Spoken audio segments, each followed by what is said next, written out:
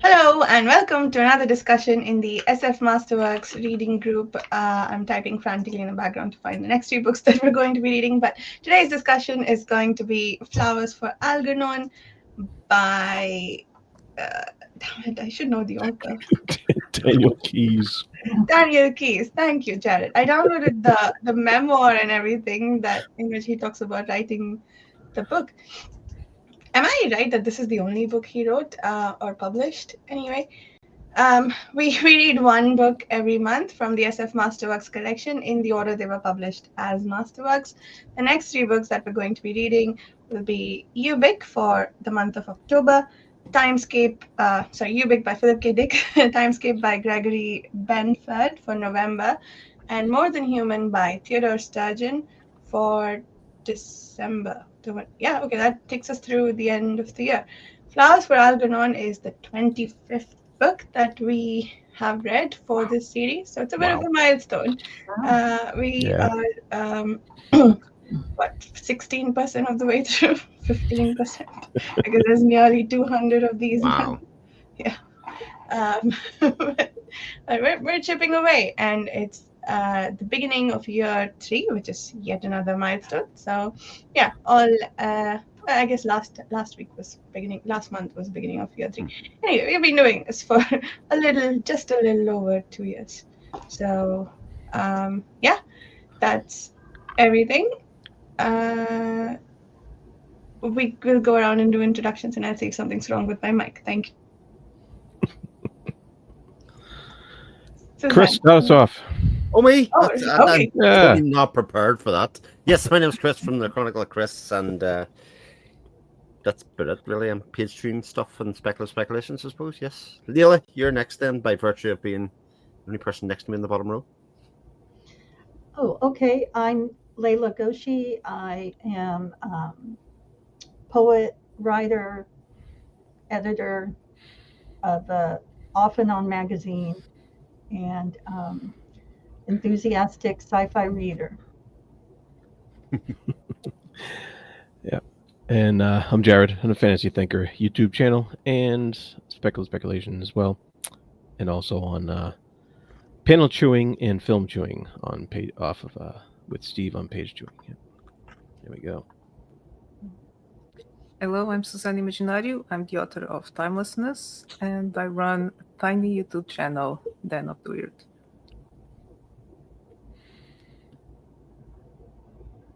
And Vasha's Vasha. Vasha's Vasha. Oh, we already went around to Jared. Sorry, I was distracted with the mic fixing.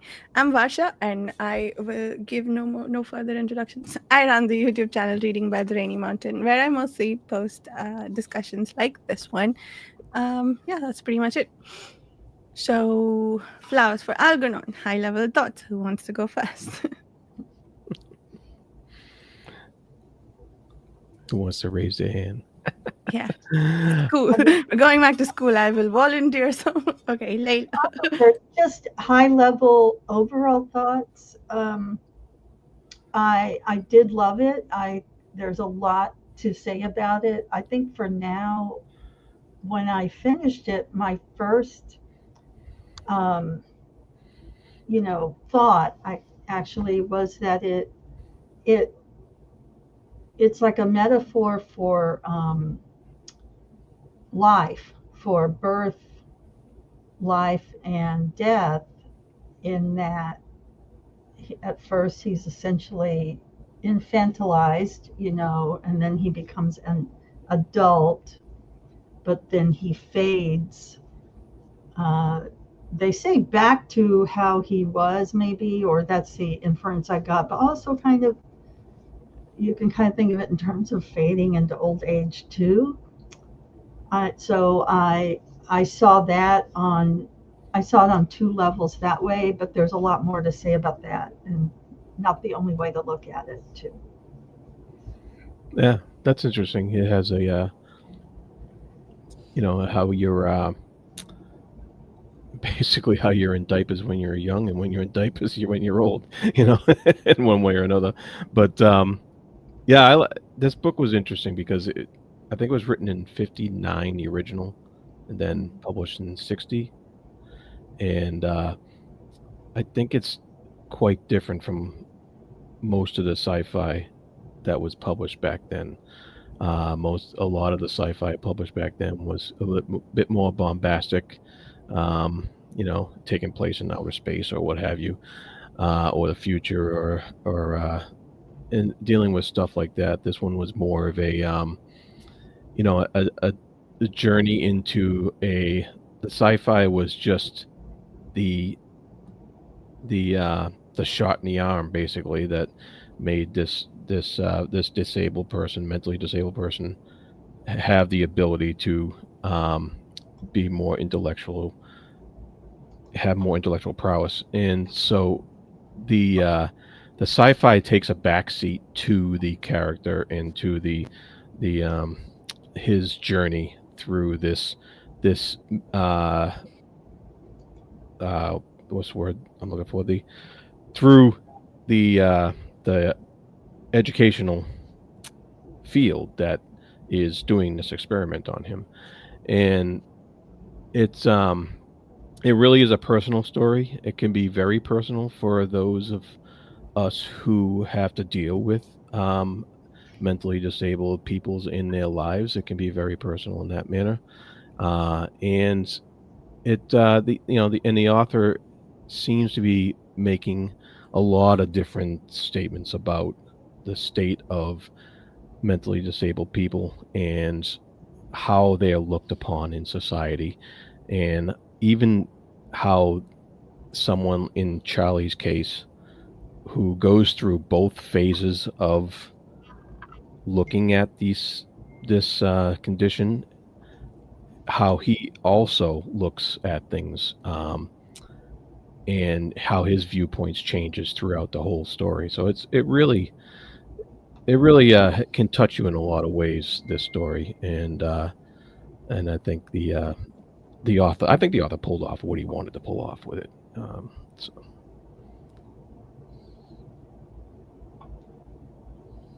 Mm-hmm. I want to read the version told from Algernon's perspective, or just learn what's going on inside through that little mouse's head. Yeah. It's funny that the mouse is the name of the book, Mm-hmm. and he gets his spotlight in the beginning, and then he's mentioned in passing at the end. So very fitting. Yeah. Mm-hmm. Yeah, we just know glimpses, and it sounds horrible, and just the way that he was treated and ignored, and if they thought he was so smart,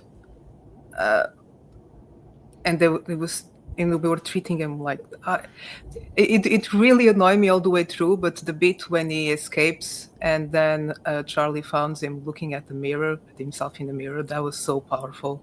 I was like, no, we need a story from his perspective. What does he think? Because there was this analogy that the mouse was, his intelligence was measured in human terms. I don't think a genius mouse would. I mean, it would have an intelligence we apparently can't even comprehend, and that would be an interesting thing to explore. But yeah, that's where I was most of the book. Tell me more about Algernon. The title is Flowers for Algernon. I want to know more. But no such luck. Yeah. I think the Algernon perspective is really interesting, Susanna, because I think there is a natural kind of acceptance amongst humanity, or especially during my lifetime, that animals, will be experimented on in much ways, and whether you think that's right or wrong, the kind of non-invasive animal testing is sort of seen as sort of morally acceptable.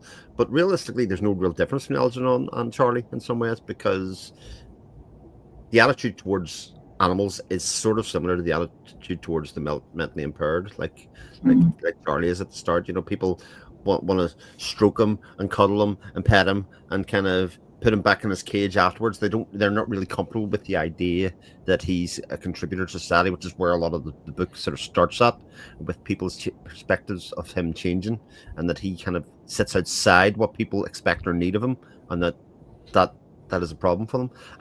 for me, the book I struggle with because it's one of those books that's famed from other people that I've spoken to about how great it is, and so it's hard when you're reading a book like that has got a reputation like that before.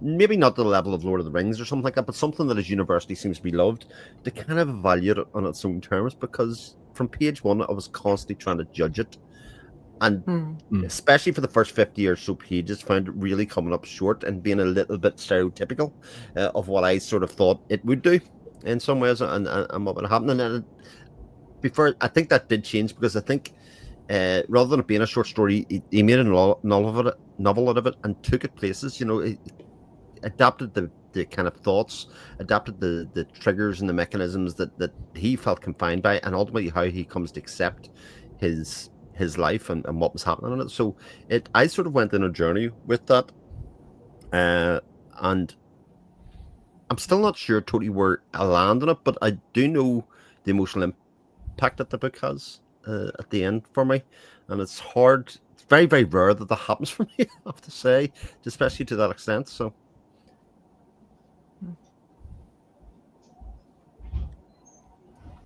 Yeah. Vasha, come on.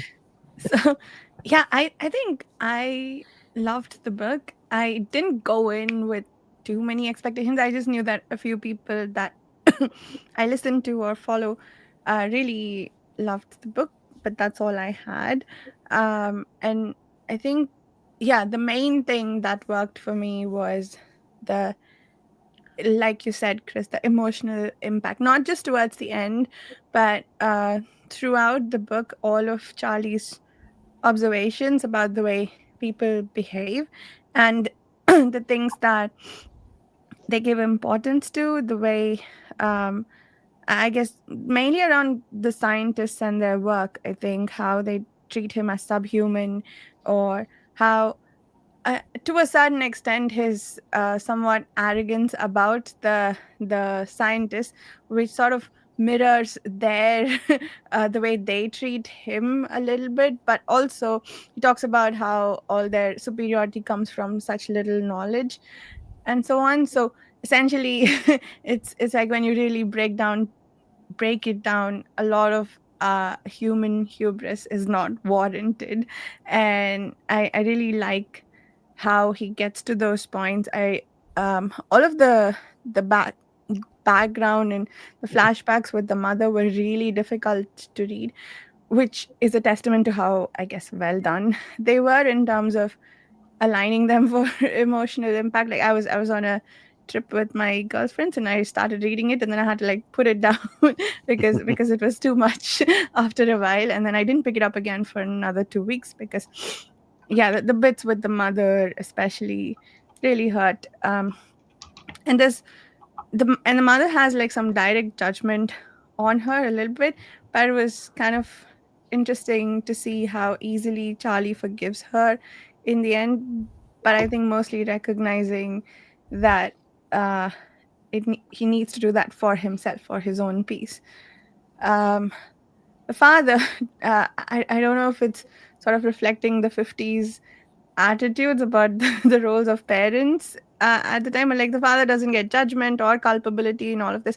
Sure, he tried to defend Charlie, but he also allowed him to be sent off to a home. He was able to leave his family eventually, but he didn't do much for Charlie himself. So it was interesting the way the mother and the father were presented, and their roles in his upbringing and his trauma. So overall, I thought it was a really brilliant book, and I liked it more for the work and like the characters and the emotional explorations than for like the science of it all. Some of the science felt a little made up, if I'm being honest, but I don't know if that's true. But Sure. yeah. Yeah. Yeah, I like the that theme. You know, the one of the main things he said consistently in the beginning when he was first making these progress reports is that people wanted him to be like everybody else, and on some level, even he wanted that. And so he goes into this with this thought that he was going to be like everybody else.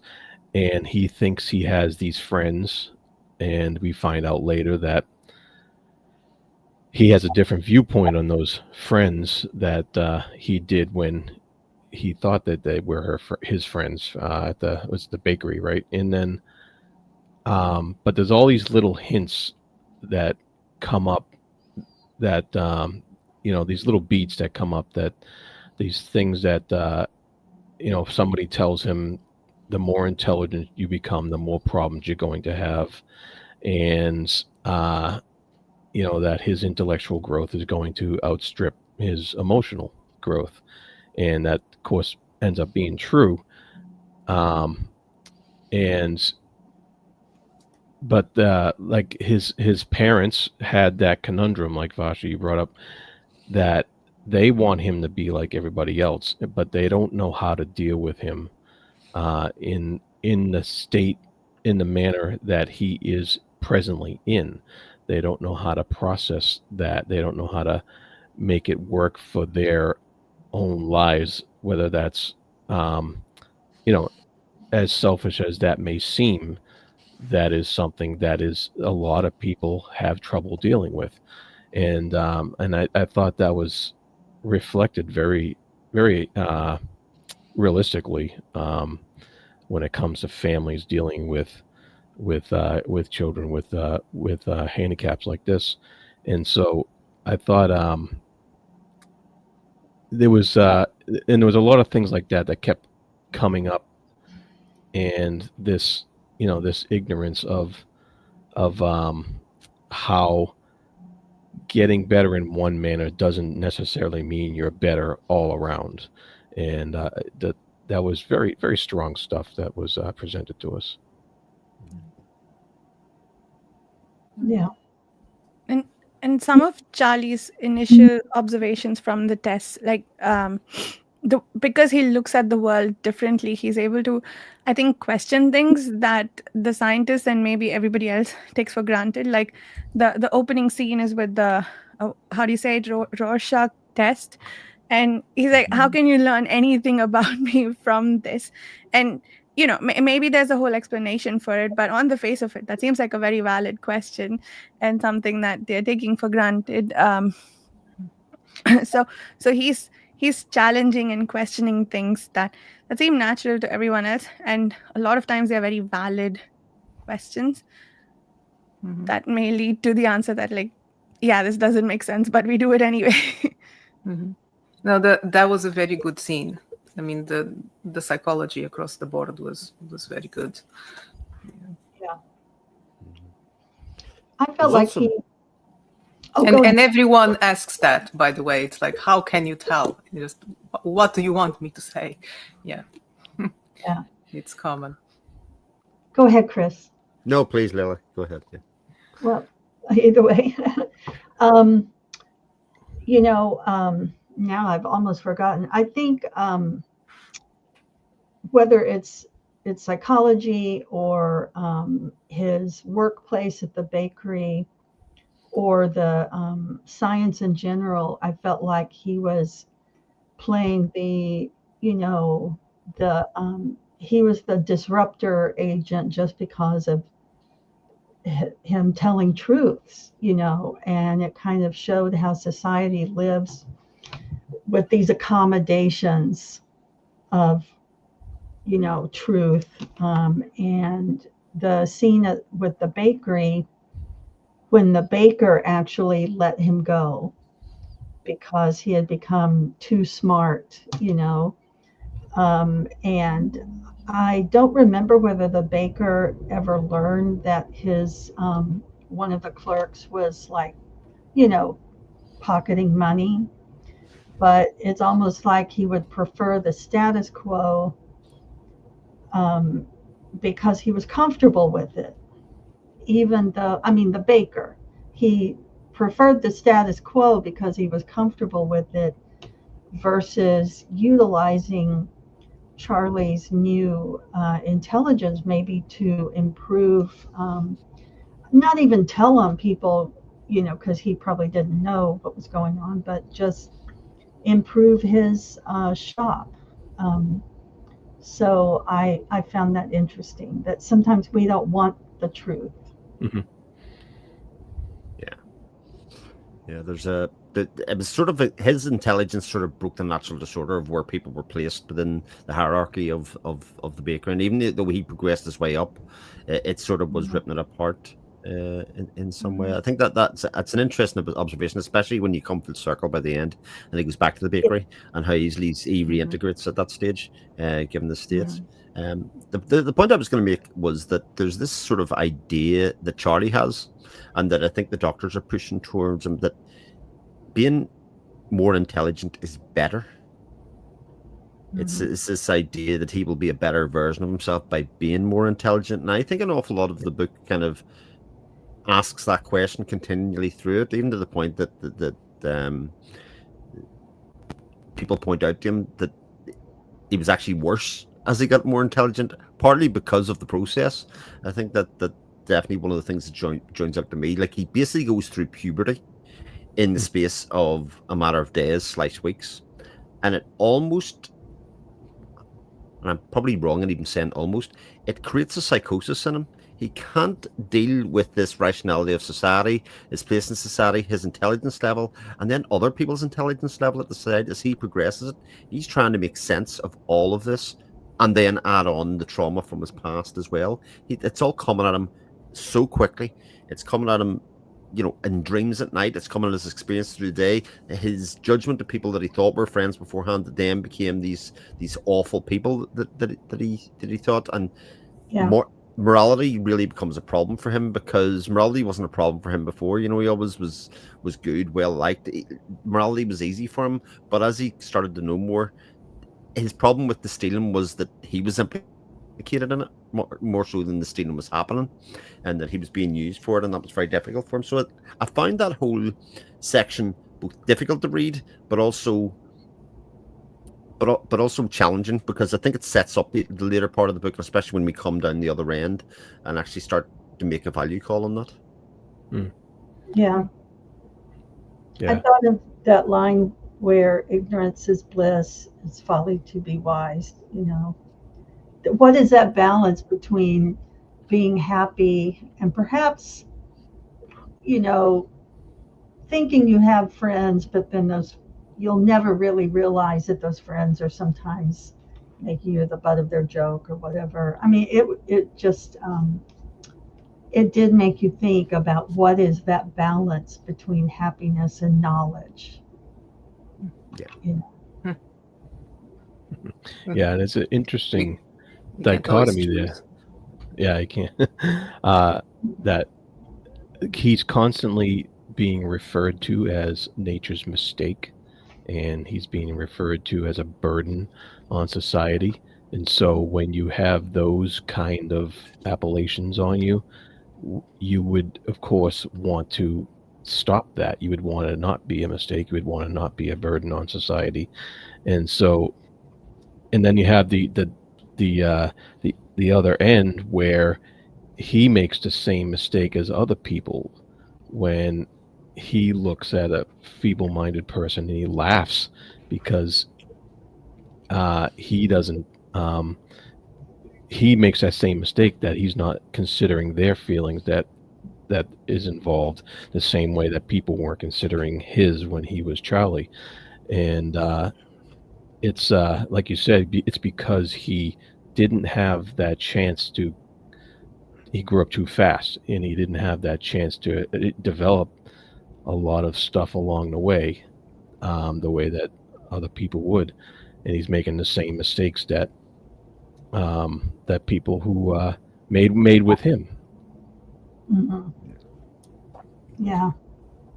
What what did you guys think about that whole sequence of like on that note, that we go through this cycle of people being mean to Charlie? He doesn't really realize it, but then he does when he's recollecting or able to understand more that the people around him in the bakery are making fun of him, and then he becomes intelligent. as far as we know, he's still being the same person, but maybe not. Maybe he's letting some of his arrogance drip through his interactions with the bakers. So they get mad at him and they want him to leave. But when he comes back, they accept him, uh, and they even, defend him against someone who's really cruel to him.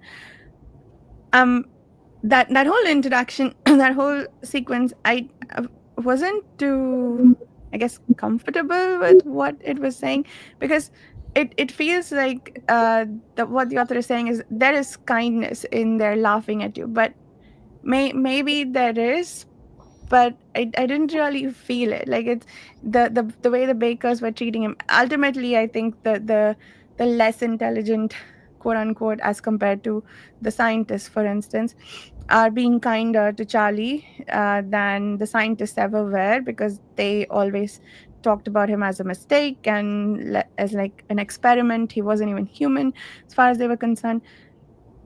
And I guess there is an argument to be made that the bakers considered him human, or someone worth having a relationship with enough that they interacted with him the way they did. You could boil it down to, oh, he's one of them, sort of. But I'm having trouble buying that. I think they were all just universally cruel. They're just cruel in different ways. I feel like the book made a point towards the end about one kind of cruelty is better than the other, because like they defended him and allowed him to come back to society in the end. But yeah, like I wasn't too happy about that, but I want to get everybody's thoughts on that. What did you think? Well, it's my complaint about the book. I think the plot was very contrived in that regard, even before what Layla was talking about, the bakery owner. Why wouldn't he use him? Uh, each of these interactions, it could have gone a different way. It would be a different story. The fact that everyone acted a certain way just to, poor Charlie, just to kind of make us feel sorry for him. And that is the point of the book, to pull our heartstrings. But plot-wise, when you stop, being carried away by the emotion, and stop about and think, why is this happening? Why does this person react like this? So of course there's this circumstance and that, but at the same time, and it happened again and again, and especially in his relationship with what's her name, the love interest. I was just Skinian? scratching my forehead all the way Alice? through. Yeah. And the other one was brilliant as well. But you see, every character served a point to kind of help him to his development, and they all reacted a certain way where he came up, victimized. And it was all the way through. So Yeah, that kind of makes sense in a way that this is from Charlie's point of view, and so he would be more apt to point out him being a victim rather than the other way around. I mean, he does point out his flaws now and then in the book, where he realizes that he screwed up. But if he's telling the story, he's probably going to protect himself from being the bad guy, so to speak, in certain circumstances. So that kind of makes sense that that he that we might be missing some of the story from the viewpoints of the others. Absolutely.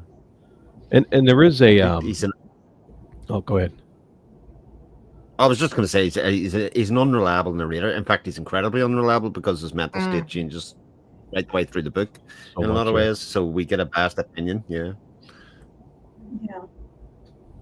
and he has an opinion on everything. Whenever we learn something, is already filtered through his understanding of it. So you have to Correct, be on yeah. guard. Right. Yeah, and there is an undercurrent of a fear of progress going through the book. There's like one of the lines I liked was he he understood one of the important reasons for going to college and getting an education is to learn the things you believed in your life aren't true, and that nothing appears to be nothing is what it appears to be, and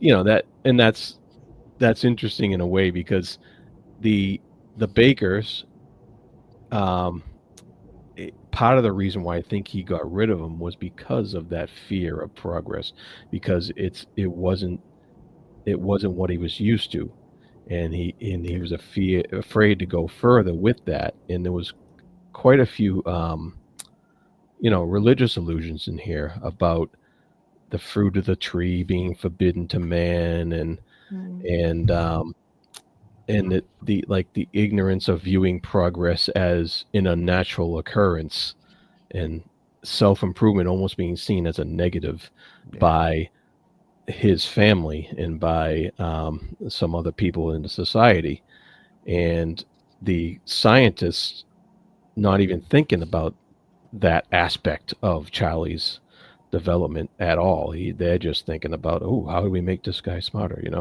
um, and so there is this. The scientists are portrayed as only thinking about the scientific part of the progress of it and not thinking about the societal ramifications, and societal people around him are afraid of that very thing, and that something that gets fought with throughout the text.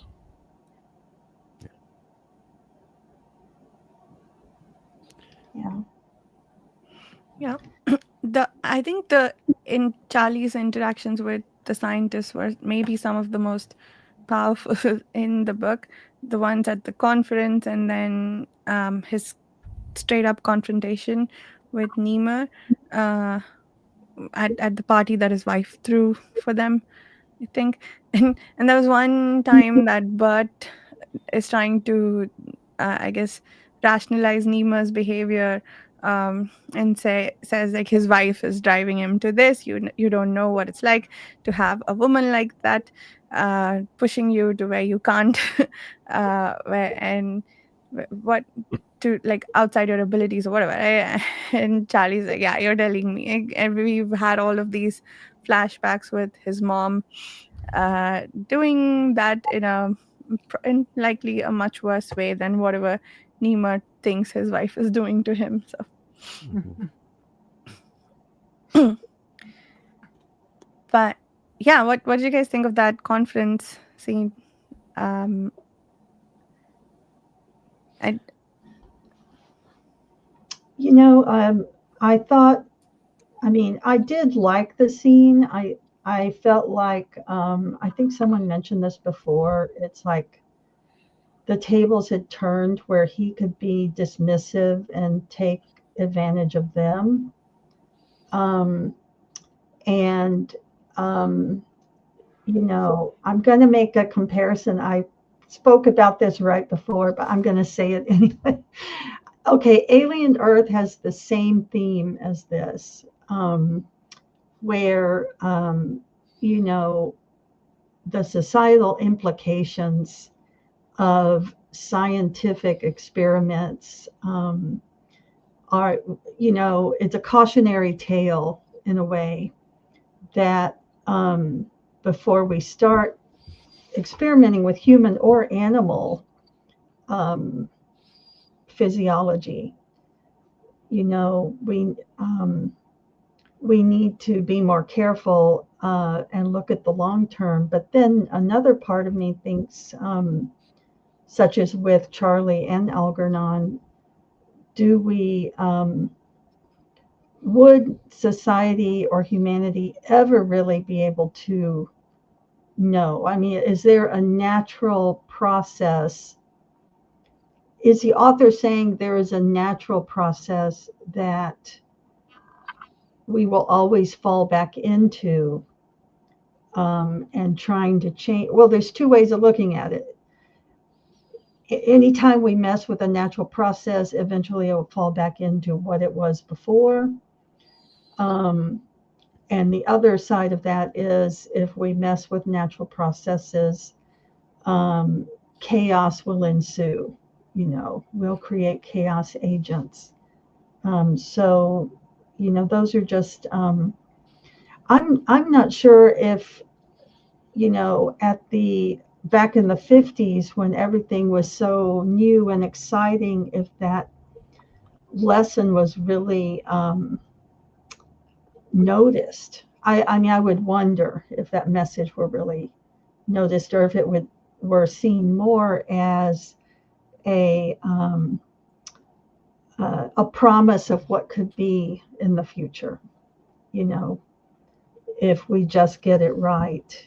So I mean, it just raised all those different perspectives, and even with the mouse, I mean, um, I saw kind of I mean, an animal rights theme in this as well, even to the point that, okay, they made Algernon smarter, but, you know, um, he had, he was probably a smart, quote unquote, mouse, just for his mouse intelligence before all that started. And why is that not respected? Um, was he harmed at all, or changed at all? And again, look at the big that big conference over such a small thing. um, so I felt like there was an animal rights aspect to this as well. Mhm. That's why we need Yeah. Algernon's perspective. Mhm. That's why we needed it. Yeah. Yeah. Oh, I think he was harmed a lot, poor thing. And Charlie kept saying that towards the end that he kept throwing himself Yeah. at the maze walls, at the cage. I mean, clearly he was Right. in distress, but yeah, Right. no But one that's cared. almost, I think that's true to life now. There are things we'll never know, even about our own Mhm. pets. Mhm. um, Yeah. much as we try to empathize and make sure they get their snacks or whatever, I mean, that could be a huge assumption right there. Maybe a little cat snack is not really the height of their day, but it's just something we've trained them. We've just trained them for that. So,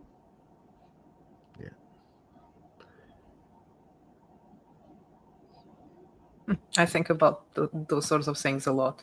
yeah, me too. What are they thinking? Am I doing the right thing? What's wrong? Yeah, Right, Yeah. right. all the time. What about Alice and Faye, I guess? What did you guys think of Charlie's relationship with those two women? I think they're an aspect of his original relationship with his mother. Um, you know, I I thought they were maybe archetypal, stereotypical. If it falls short anywhere, maybe there. I felt like they both were there to. It was more. I was more aware they were there to serve a role for the plot, to bring out certain aspects of Charlie's personality. Yeah, I agree with that. Mhm. I thought it was really convenient that neither one of them were involved with anybody else at all in life. They just happened to be available there. It's Yeah. a little convenient. What did you think of I didn't know what to make of this, that Faye is so open and free, but towards the end, apparently Charlie bugs her so much she decides to get herself a lock. Or it could be, the whole unreliable narrator of it all and she got it for some other reason. But I think we're supposed to think that it's because of him. Yeah. I'm having Yeah. trouble buying that. Like, what did he do that bothered her so much? That feels a little too much to uh, ring ring out the tears, maybe. But Mhm. But yeah, other than that, yeah, I thought it was interesting, the contrast in his relationship with both of them. But also, like you guys said, maybe they serve a certain role in the story. Sorry, Susanna, you were about to say something? No, I was agreeing. Very well spotted. Yeah. Yeah. The other part I think, Alice, I think is a little bit of depth because it does. I can't think of too many other aspects within the book that do this. He doesn't. Charlie doesn't really think about the impact of why Alice wouldn't want him. She talks about the fact that his intelligence is increasing so much that she thinks he'll get bored of her, etc., as he progresses through his intelligence, and the fact that she isn't just a sort of a figurine to sit and a trophy for him. You know, I thought that was very well handled in some ways, especially when it started to come down the far end, and there was what seemed to be a true relationship there, certainly from her side, and wanting to take care of him. At the end of the day, he pushes her away at the point where he feels that relationship is no longer on the level. And so speaking, I really like that aspect of it because it could have been easy just to have these sort of patsy characters that had no agency of their own, just to serve as a story. And Faye's a little like that, but as just sort of pointed out, her relationship with Charlie changes towards the end in a very different way. She doesn't want to be there for him in the far side of his downfall. She puts a lock and keeps him out of her life at that stage. He's served a purpose for her at that stage, and I think that's one of the things that sort of makes it sad in some ways. This kind of this exploration of how people's and friendships and did he have any true friendships throughout his entire life? You know, has everybody sort of got a part to play or a role to play? I think that's one of the things that really sort of hit home to me, especially towards the end.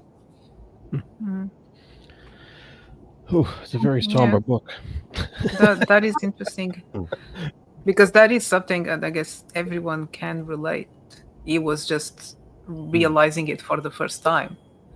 Yeah, because like Chris said, he went to puberty, so he went from child to old age pretty much in like 6 months, less than that, when the record started. But yeah, it lived too fast. So he had the intelligence, but he didn't have the wisdom. He didn't have the life experience. So everything was just new and so intense, so extreme. But at the same time, things that we no longer realize. We just accept that people lie to us. We accept that people come in and out of our lives. We accept we grow old. We accept people die. We accept people move. We don't think about it. That's life. But he was thinking about it at every single encounter, every single time. Right. And that I enjoyed. Just that breakdown of socialization, of human interaction. You know, something that occurred to me too, following up on that, I don't think we ever saw him truly self-identify as to who he was. I mean, he was basically told he wasn't his mother's son, so to speak, you know, and he had a relationship with Faye, but you can't really say he was her beau or he was her boyfriend, you know. There wasn't that role as that identity, you know, that self-identity that here I am and I have a responsibility in this situation. And then even now my brain is going, I forgot his other love interest. He was still kind of a specimen, you know, but he inside, I didn't, I mean, he felt that he loved her, but was he defining his identity as a person with something to give to her, if I'm saying it right, you know. So I did feel like throughout the book there were efforts at reaching that point, but I'm not sure if he ever reached a point of saying, this is who I am, and here's what I can offer this person. I think it's just right at the end when he finally does something for himself. It's when he decides on his own accord to go back to the house thing. So That's- towards the end, it did define itself and goes and takes his own path and makes his choice. Kind of his last choice. But, Yeah. that's Yeah. another good point. Yeah. When he went back to the bakery, you mean, or when he went to his mother's house?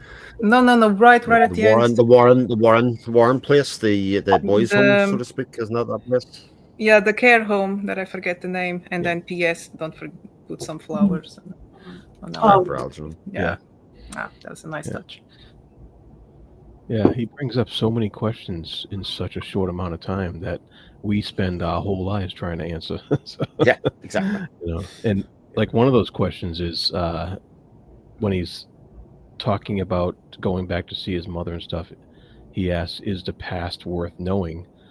And that's a really big, profound question that he's not going to find any answers to in such a short amount of time. And it's a question that we ask ourselves all the time as we go through life. And so it really there was so much about the story that just brought out those kind of thinking things that you want to ask and think about. I do think the one revelation he had, the one woman that, did have a psychological impact on him maybe was his sister, because he had spent, up until that point Oh yeah. thinking that she was like his nemesis, when in reverse, she was a child too at the time, but that she did not realize some of, what had transpired. Mm.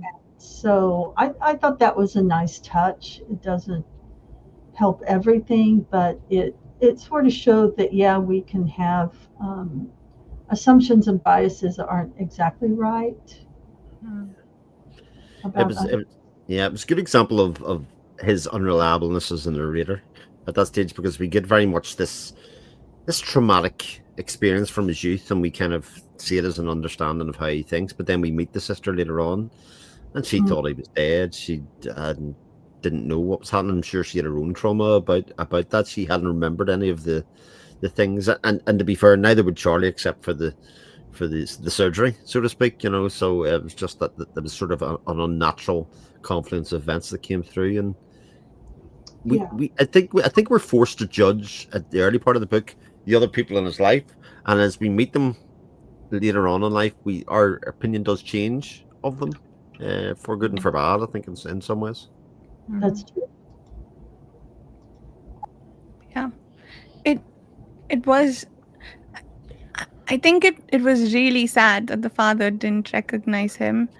Um and the mother went you could argue that she was maybe living out her own trauma. Maybe she didn't like behaving like that to get Charlie out of the house, or she feels okay with it. But either way, I think having her behave like that when he showed up, uh, yeah, all of that was pretty miserable. I think overall for Charlie.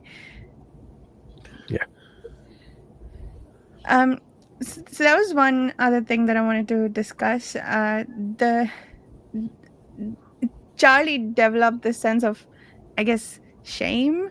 I want to say after he became more intelligent, because when the bakers when he's fired from the bakery, he feels ashamed that he's not earning. So that's like a lot of the cultural norm, I think, seeping into him. Whereas like the Charlie we knew before, um he didn't feel shame about who he was. It was more that he was yearning for something because he thought it would make some other people happy.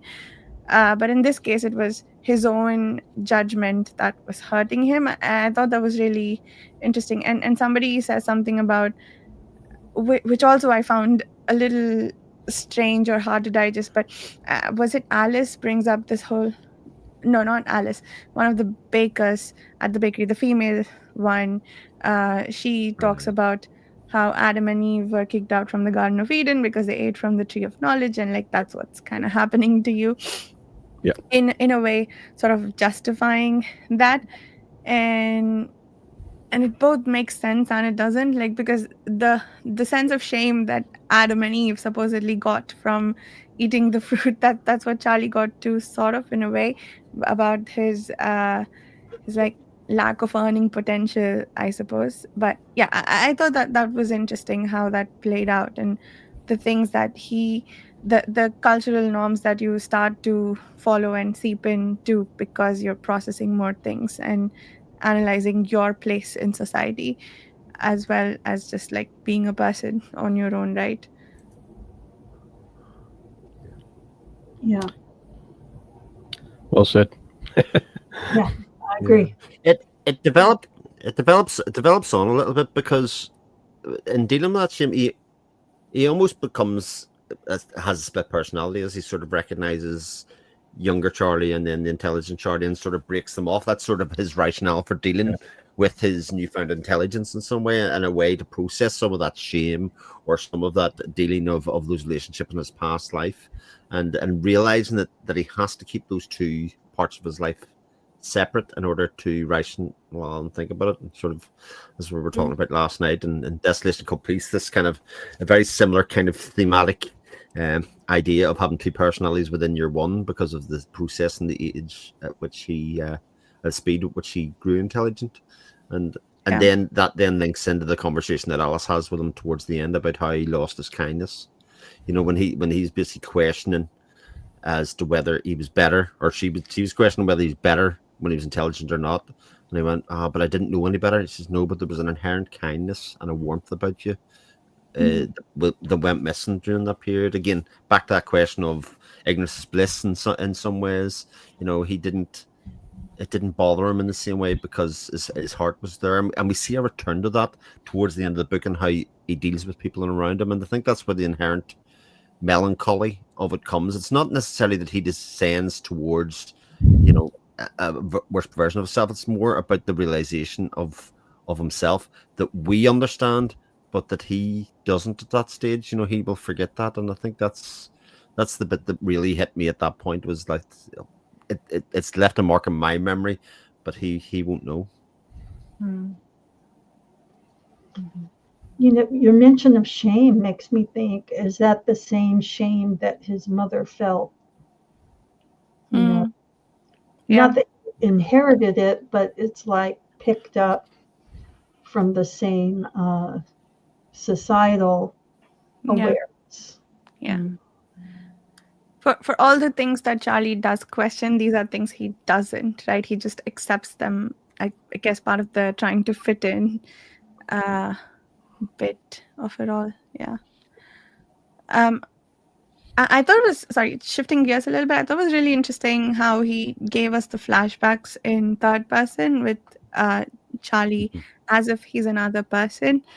I think that maybe made it more powerful than if he had sort of narrated them in first person. Like I'm talking more about the, I guess, authorial choice to tell us that in the third person than about, you know, like I think we got a bit of an explanation for it in the book that, you know, Yeah, he's for that, yeah. dissociated, but just in terms of the narrative, why the author chose that. Do you guys have thoughts on that? I thought it was an interesting choice and maybe made the stories more powerful for it. Yeah. Yeah, that was when he was narrating his childhood, right? When he went into Yeah, third all person. all Yeah, the childhood incidents we got in third person. Yeah. yeah. Because it did give us a little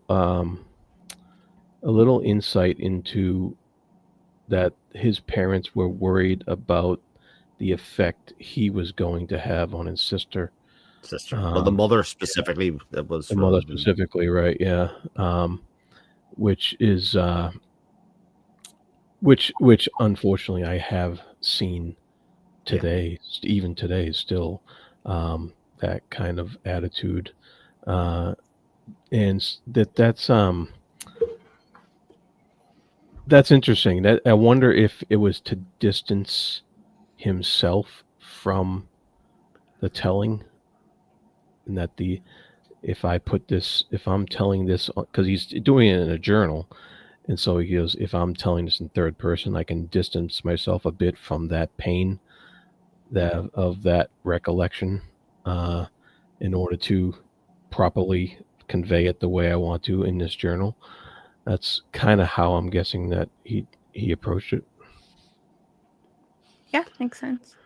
Yeah, I think there's also a value of sort of, even though it's third person, it's almost like an omniscient telling of the story. You know, it's almost like a godliness of telling it, and I think uh, faith and religion and those things do play a small part in this book, because he doesn't really have any, you know, at the start of the book, but his godliness and his how he treats Niemer and Strauss, especially as he's going through the process, is that they are gods to him. They're the people that are sort of actuating and giving him the tools with which to be better, like we talked about. And when he sees them as sort of false gods at the end of that piece, towards the end of the conference, when he gets really angry about that his words sort of falls apart a little bit at that stage, and he runs away with Algernon, and you can see that makes sense. But I think the same thing can be said of the stories that he's telling from the back. It's sort of like he's watching himself as a god over his younger form of himself. So the person that wasn't able to look out for himself,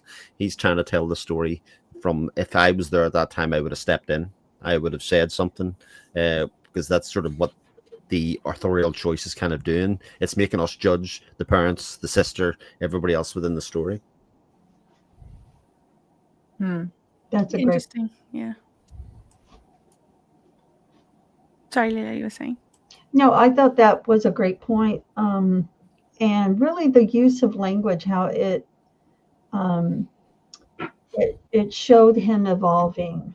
You know, the author's word choices and phrases showed his intellect evolving. And I think the third person, I agree with what both of you said. I think,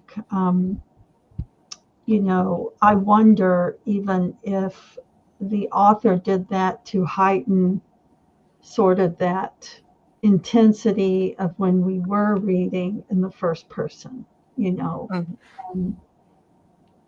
because yeah, there was a difference in tone and feeling. Mm-hmm. No, yeah, it was very deliberate and well done. Everything, all the gimmicks, the change in language was very clever. How it showed his mental progression, and then especially towards the end, and the choice in perspective, yeah, because yeah, it is more impactful, especially because it changed. But maybe it was something that you know, it couldn't come from him, because they would be judged. So it leaves for us to judge what happened and why were those things happening, and you know, just yeah, it was the only moments where he was like, okay, here's a scene. It's still from his perspective, because he, you know, he's seeing himself. But yeah, and like I said, it is a book that it is deliberate in his attempt to get an emotional reaction from the reader, and it uses everything. Yeah. Absolutely. I'm curious, what do the flowers symbolize? You know, in the title and in the story. Kind of like to, yeah. Go ahead. Because of the way it ended, it's just so it wasn't forgotten. Algernon, I mean, and by asking that, he was almost saying, yeah, and don't forget me, and bring me some flowers once in a while as well. You know, it's a way to show that we remember, we care about someone or cared. And I was thinking kind of a respect and recognition that they were the two, you know, two of a very special population that who knows if it'll be seen again, if they'll try again. Yeah, it was. I think exactly as you say, Leila. It's the idea that there was a kinship between the two of them, that they were both sort of in it together, and that even in his even as his intelligence kind of recedes towards the end, that good core and that memory of remembering and caring about people is still there. Like that's literally the last thing that he writes in his journal and his progress reports is about other people and the goodness that he has within him. I think it's a testament to who Charlie is, / was. Well, one of the last things he says is very sad. Actually, it's when he says it's easy to have friends if you let people laugh at you, and I'm going to have a lot of friends where I go. Oh, no. It's like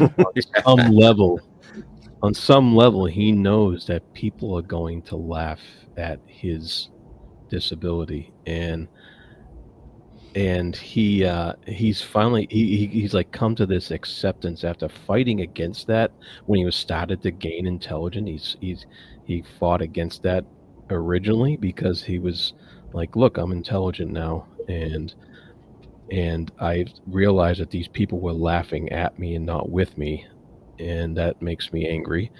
And now the last thing he writes is, I'm going to let people laugh at me, and that just ends on such a sad note. Yeah.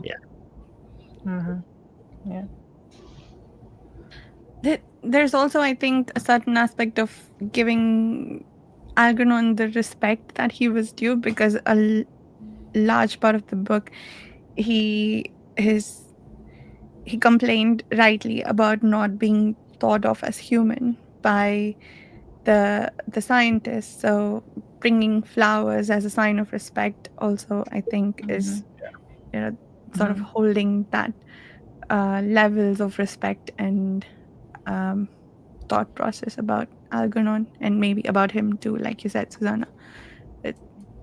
Yeah.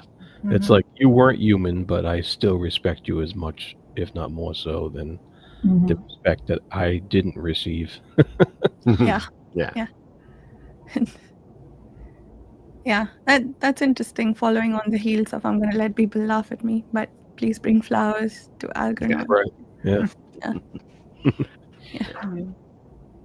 Cool. And anything else about the book before we wrap up? No. Very interesting entry. Yes. But the book made us sad. I think the next book will be slightly more fun to discuss.